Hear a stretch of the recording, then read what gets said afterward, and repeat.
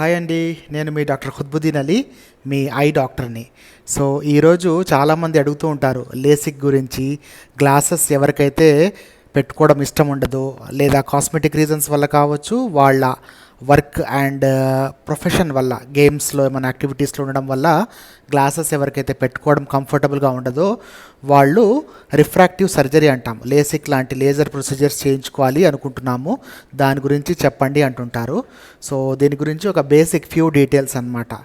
ఒకటి, ఎవరికి LASIK suitable అనేది చెప్పాలి అంటే మినిమం ఏజ్ క్రైటీరియా ఉంటుంది. జనరల్గా మనం ఏషియన్ పాపులేషన్లో చూసుకుంటే 18-19 ఇయర్స్ మినిమం ఏజ్ వచ్చాక మనకు గ్లాసెస్ నెంబర్ ఏదైతే ఉందో ఒక స్టేబిలిటీకి వస్తుందన్నమాట. అంతవరకు అడాలసెంట్ ఏజ్లో కానీ తక్కువ ఏజ్లో స్టార్ట్ అయిన పవర్ ఒక 19 ఇయర్స్, ఒక రఫ్లీ చెప్పుకోవాలంటే 20 ఇయర్స్ అనుకుంటే కట్ ఆఫ్ పెట్టుకుంటే అంతవరకు ఒక పవర్కి వచ్చి ఇట్ బికమ్ స్టేబుల్. సో ఒక పవర్ అనేది కాన్స్టెంట్గా ఒక 1 ఇయర్ వరకు అదే పవర్ ఉండేటట్లయితే ఆ పవర్ స్టెబిలిటీ వచ్చినట్టు.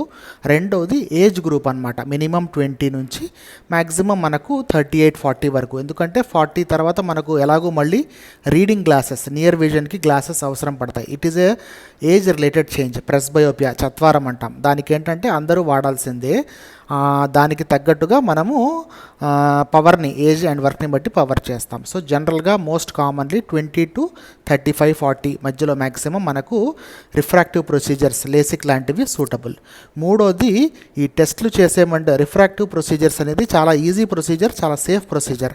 కానీ అది చేసే ముందర కొన్ని ఇన్వెస్టిగేషన్స్ చేస్తామన్నమాట. కార్నియా, నల్లగుడ్డు యొక్క మందం కరెక్ట్గా ఉందా లేదా, లేదా లోపల వేరే ఏమైనా చేంజెస్ ఉన్నాయా, కంటి చుట్టూ ఉండే కండరాల్లో ఏమైనా ప్రాబ్లం ఉందా, గ్రంథుల్లో ఏమైనా ప్రాబ్లం ఉందా, డ్రైనెస్ లాంటివి. ఇంకొకటి మేజర్గా రెటీనా, కంటి నరంలో ఏమైనా ప్రాబ్లం ఉందా, ఇవన్నీ కూడా క్లియర్ చేసుకొని అప్పుడు మాత్రమే మనము రిఫ్రాక్టివ్ ప్రొసీజర్, లేసిక్ కానీ అట్లా వెళ్ళాలి.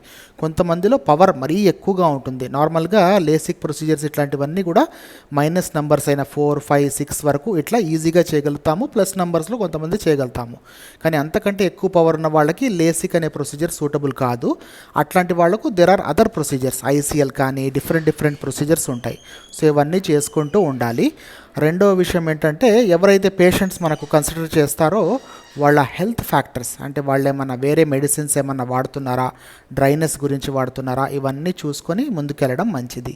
మూడోది, ఇది ఎట్లా అంటే it is an elective procedure. It is ఏమంటారు, mostly like a cosmetic thing. ఇది ఎట్లా అంటే చాలామంది అడుగుతారు, డాక్టర్ గారు లేసిక్ చేసుకోవడం కంపల్సరీనా అని.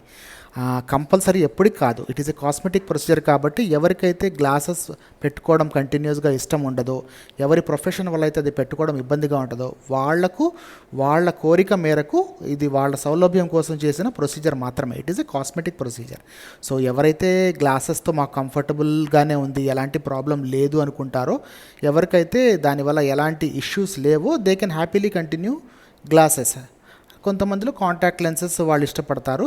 బట్ నాకు పర్సనల్గా చెప్పాలంటే definitely if you have no problem using glasses, definitely glasses continue చేయండి. లేదా cosmetically if you want to look better, and that's not bad.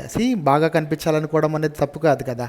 And at the same time వాళ్ళ వర్క్ ప్రొఫెషన్ గురించి glasses పెట్టుకోవడం అంటే it is a very safe and effective procedure. చాలా safe. There are different procedures.